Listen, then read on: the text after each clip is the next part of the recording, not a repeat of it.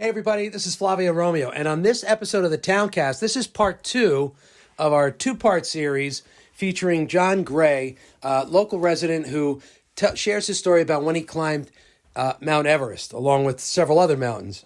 So this is part 2. If you missed part 1, please go back, scroll down, and you'll see part 1. All right, enjoy the episode, everybody.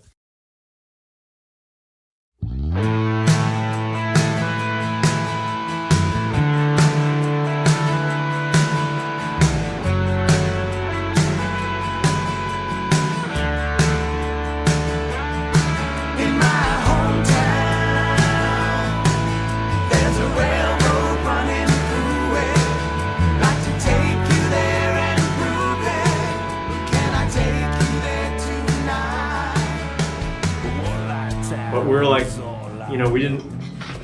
we got stormed on, and we just ran out of time. You felt like you wanted to summit. Yeah. So we actually went back and tried it again, and did you do it? No, we didn't. Still, it just wore you out. We made it to 14 again, and wow, we actually made it up. The first trip we did from the 14, we did make a carry up to 16. We put some gear up at 16, then came back. On the second trip, we actually made it past 17. We made it to almost 18,000. Wow. And how tall is it? That's 20,320. Oh, it's got to be like, it's so close. I mean, yeah. Well, because it's higher up on the globe. Yeah. The atmosphere thins. Yeah. At the poles. Yeah. So they say, What percentage of oxygen is it at that height? Like I know that Adam was saying I think it's like 50% or something. Like you're operating at 50 or 40%. At the summit of Everest, there's a third of the oxygen. A third, 33% of the oxygen that we're breathing right now. Yeah. Did you feel that? Like, I know that you climatize and you're getting used to it as you're going slowly, but did you feel like when you're at that high level, like I got to slow down, I can't breathe right? Yeah, and you burn oxygen and food. You metabolize these things for energy to move forward. Yeah. If you can't get enough oxygen, a lot of times I felt like sometimes I was out of breath, but a lot of times you're just it's like an engine that's being starved of fuel. Yeah. You're not really going that fast, and you're just lethargic and you're going slow. That's why when you see the videos, like no one's running. Yeah. Everybody's very slow pace, because you have to pace yourself. Yeah. How long was the whole Everest climb, like start to finish? Start to finish, like from airport to airport in the States was 75 days. 75 days. Yeah. I know it's just like 3 or 4 days just to get there. Yeah, you come back, people are older. You missed everybody's birthdays. They've had kids. You're married 2 years? What happened? They got married. 75 days. Yeah. Wow. And people are trying to do it. It's always been this, like, if you're doing Everest or any other 8,000 meter peak, there's 14 peaks that are 8,000 meters and above. It's like 2 months. But that's kind of changing. Like people are using oxygen tents or oxygen chambers. Did you have oxygen as you were climbing up Everest? We use supplemental bottled oxygen. Obviously, not the oxygen around you. Yeah.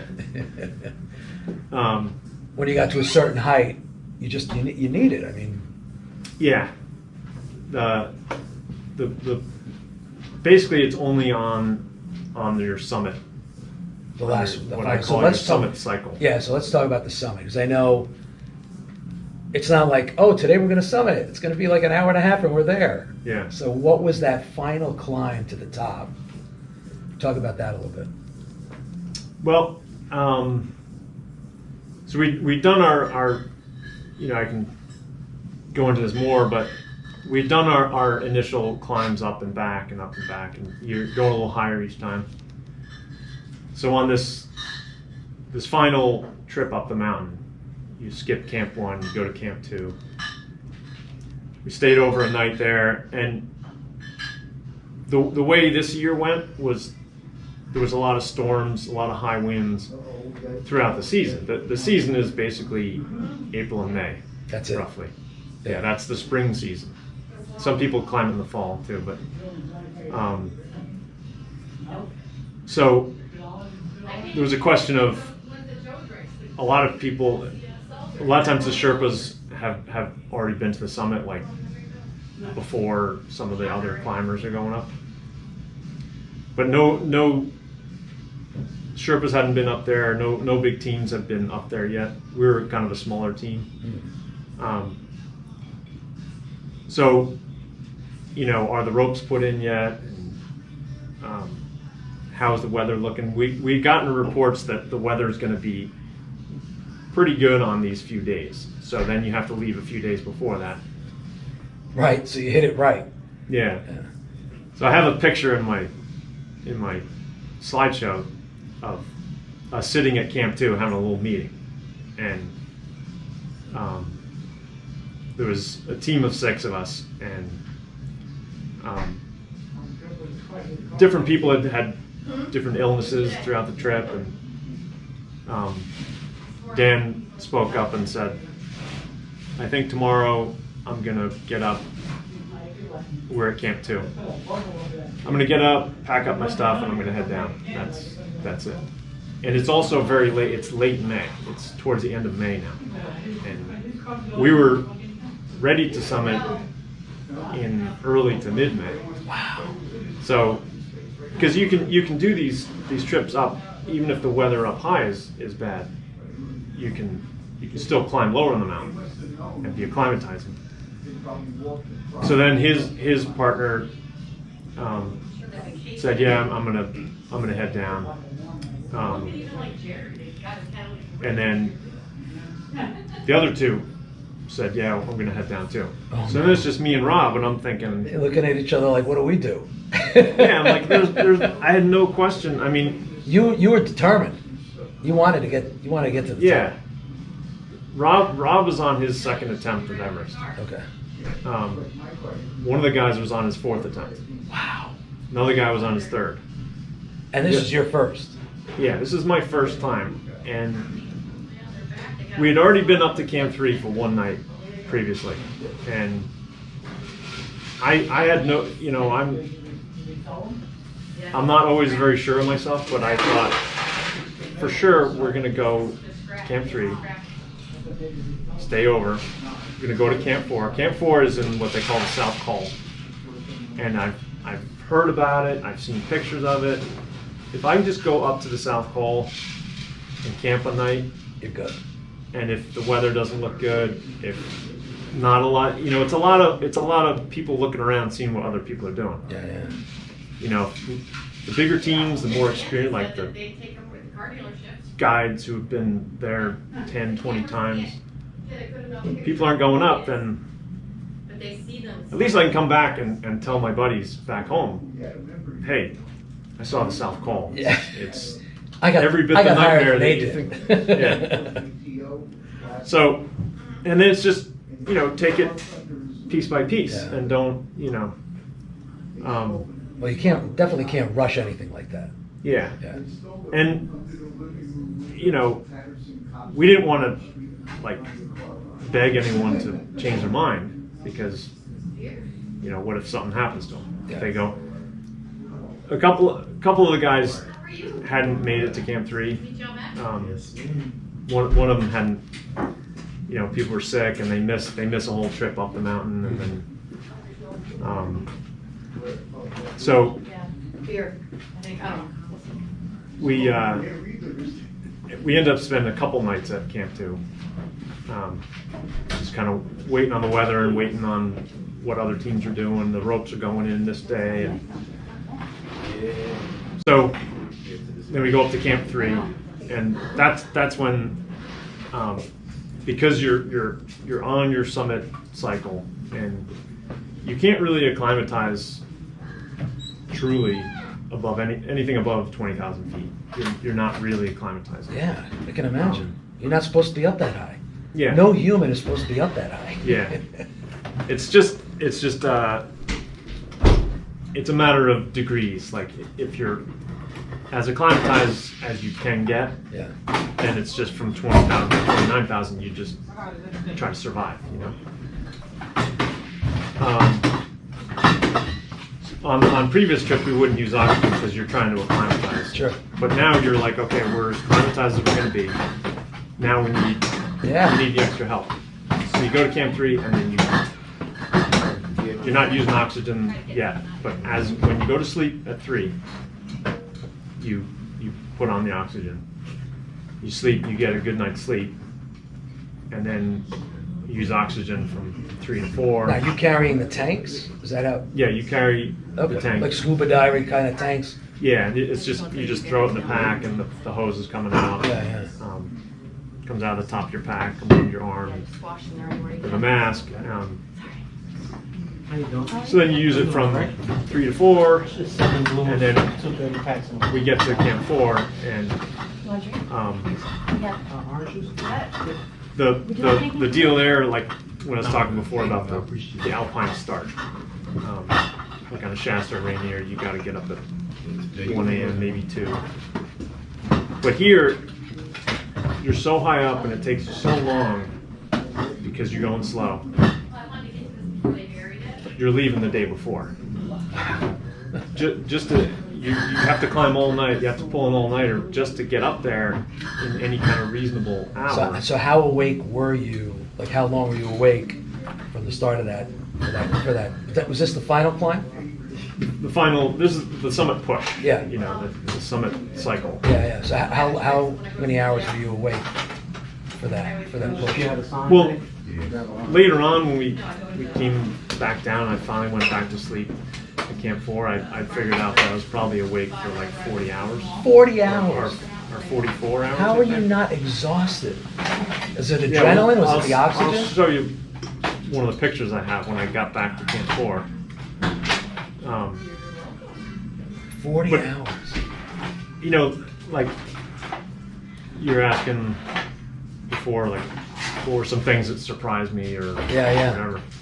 By the way, do you have one of those summit pictures? One of those, you're on the summit of Everest, you have one of those? Yeah. All right, good, because we want to show that. I forgot to take my, you have so much stuff on it. I don't think anybody's going to hold that against you. Yeah. Yeah, so what were like the challenges that you couldn't even imagine? Well, we get up to Camp 4, probably 2 p.m. And then the idea is to try to nap a little bit, and then you leave that night. And I'd read stories and books, and where people are like, you get up to 26,000 feet at Camp 4, and you can't eat, you can't drink. But we got up there, and we're like, I'm losing my oxygen right now just listening to your story.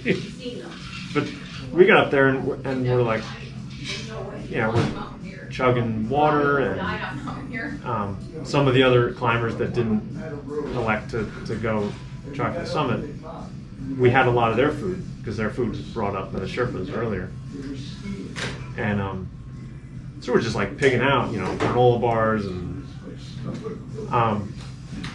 and then you just kind of chill out and change our socks and get in our sleeping bags and just wait. But then as the afternoon turns into early evening, the winds start picking up, and it's just, the tent's being blown around, and we're sitting there going like, because Rob had not been up this high on his first trip. He had tried it in 2000, so this is 2005. And you're like, is this normal? Is this acceptable? Like, this is Everest. The South Col is like a, the Venturi effect of the wind, like it's coming over and blowing it. Yeah. You look at it and it's all up close. It's rough. There's rocks like this everywhere. But you look at it, it looks rounded, right? It's a rounded thing. So I think we dozed a little bit. And then at like 8 p.m., our head Sherpa, his name Appa Sherpa, he comes over and he says, he's like, well, let's see, we'll see. And he leaves, and then at 9 o'clock Appa says, let's go. So Appa Sherpa is, at that point he was on his attempt to do his 15th and or 16th, and the last, he's the Guinness World Record holder for the most summits of anyone. Really? And this is a while ago. Now there's, I think he stopped at 20. But so he's seen it all. He's climbed with everybody. So he said, we'll give it a shot. So 9:30, we're walking out of camp, and I'm thinking, you know, I'd read Into Thin Air like twice, plus a bunch of other stuff. Yeah. And I remember, you know, we're getting a good early start, and we're looking around the South Col. There was a number of teams up there, and nobody else was going. So we said, well, we'll give it a shot. So we go up, and we get about 20 minutes up. You're heading up this area they call the triangular face, and at one point I started to actually overheat a little bit. I had a big down suit, and so I unzip and I turn around, I look down, I see all these headlamps coming up after us. Oh, so you guys made everybody brave. Yeah, we were thinking. You're blazing the trail. People are waiting around to see, like, who's gonna go? Are we gonna go? Yeah, I mean, not that, you know, we set the tone or anything, but like, people are like, well, I guess, you know, if you're going, you we'll it's go. kind of the group mentality. Yeah. So I think there was one person. We saw him much later. There's one single person out ahead of us. Then there was Appa, and then there was me. So I was the third person up. And you've heard about overcrowding and lines at the top and everything. There wasn't as many crowds with us because the season had dragged on for so long. So this is the night of May 30th. So you're at the tail end. Yeah. Right. So a lot of people just kind of dropped off. And run out of time, or just, you know, exhausted or sick.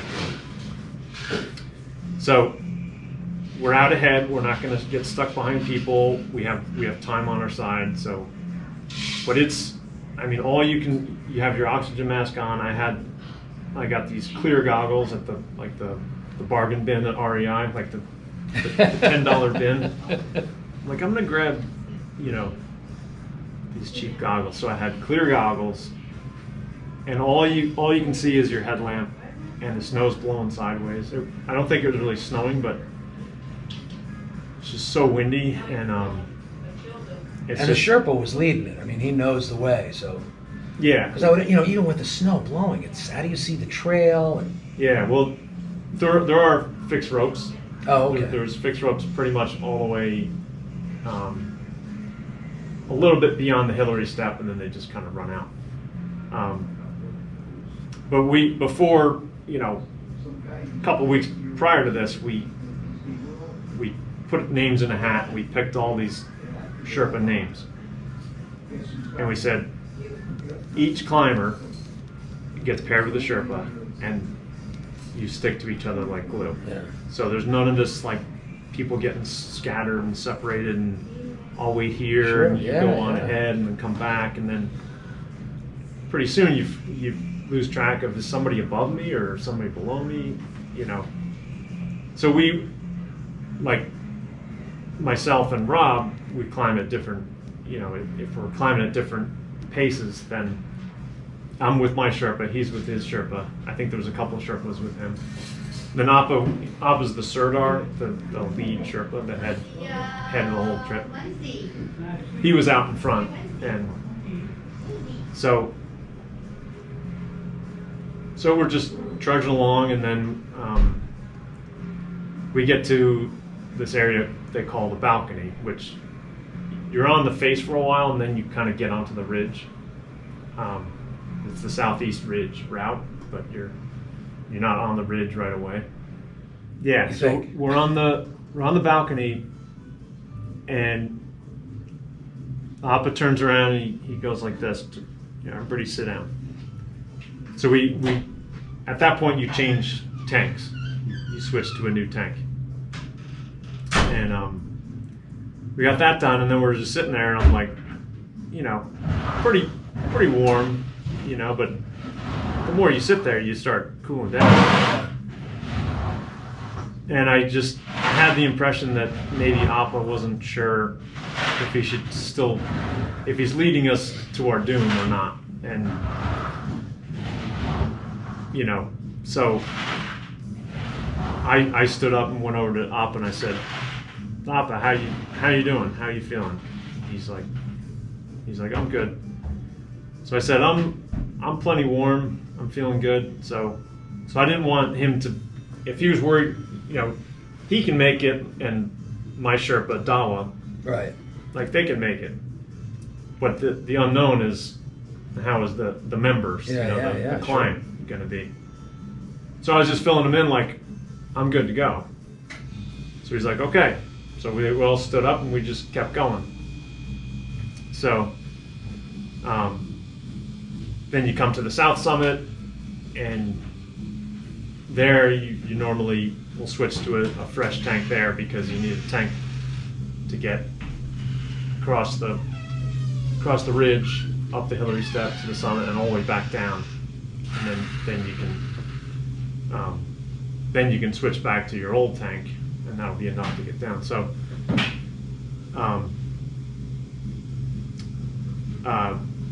another thing is like the Hillary Step. You hear about this, this technical climbing challenge, at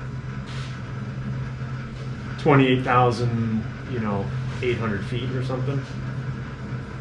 And there's after a number, season after season, there's old ropes there. There's the new rope, but sometimes you can't tell.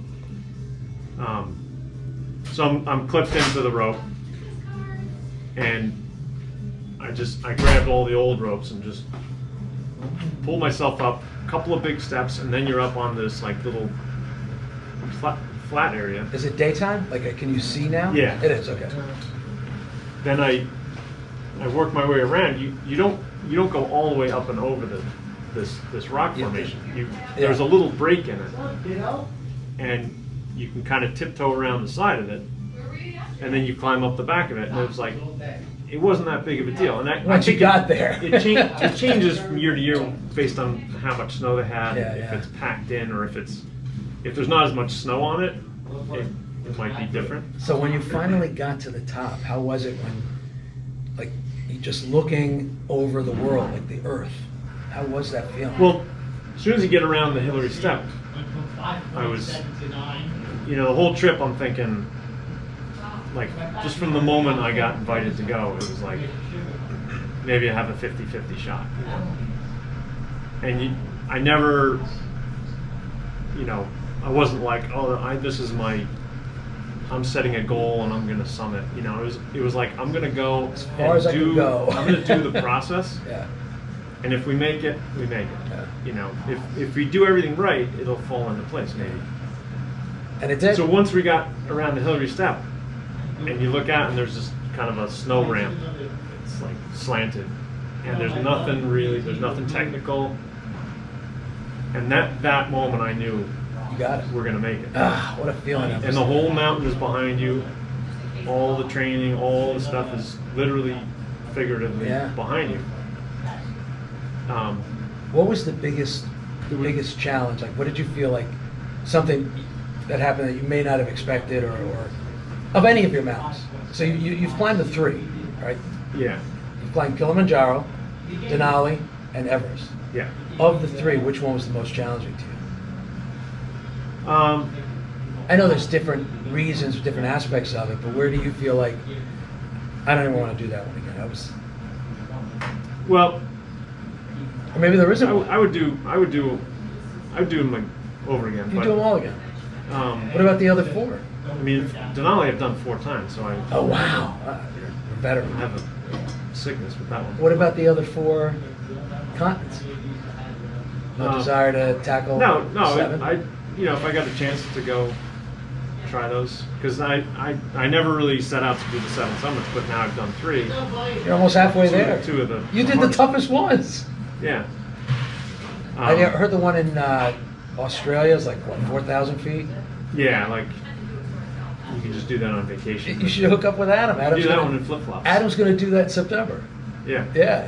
Yeah. I mean, I can't imagine. You know, you tackled the 3 toughest mountains. Yeah. So what would be anybody that's watching or listening, what would be your recommendation, your sage advice?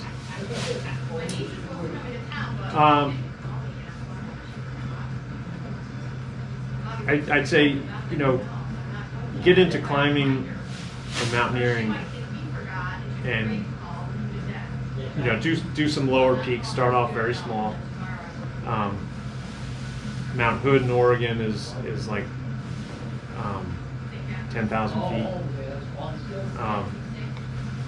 Do some 14ers, do the Shastas, Rainier. Work your way up. Like if you want to try to do Everest, Denali is a good training ground for that. You hear stories about people they have a bucket list and they're like, they may not even be into mountaineering, but they want to do Everest. Right.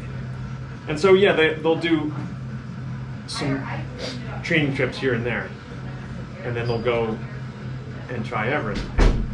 You're setting yourself up for failure. You don't have that, and I'm not a professional climber by any means, but had all these, I was just immersed in it. I was doing all these different things and going to the Himalayas first, going to Denali, going back to Denali, and then trying Everest. You have a lot of experience and just muscle memory and being able to push through at certain times. But you gotta, if you get into it and you like it, you're gonna naturally just keep doing it and picking different objectives. Maybe go to the Himalayas and do a trek. You know, you start from the ground up. Yeah. You can't start from 0 and go to 28,000 feet. Yeah. Now, do you have any kind of a website or Instagram that people, if they have questions, or they want to say, hey, no? Not really. All right, well, send them to me. I'm on Facebook, but... Oh, you are? Okay. So people can find you if they want to message you and say, hey, I saw this and I'm interested in it. Yeah, I gotta set up some other stuff. Yeah. But, I mean, you're the the only person I know that ever climbed Mount Everest. Now I know 2 people that climbed Kilimanjaro. Yeah. So, I'm sure there's a lot. You're basically in the club. Yeah. Yeah, I'm on this side of the camera. So listen, if you guys have any questions or, you're concerned about stuff or you want some sage advice, either find John on Facebook or send it to me and I'll relay it to John. And, obviously you love it. It's something you enjoy or you wouldn't have climbed Denali 4 times. Yeah. And it's something that you do. I mean, would you say that you encourage people, if it's something that they want to do, you encourage them to go after it? Start small, work your way up, and achieve those goals. Yeah.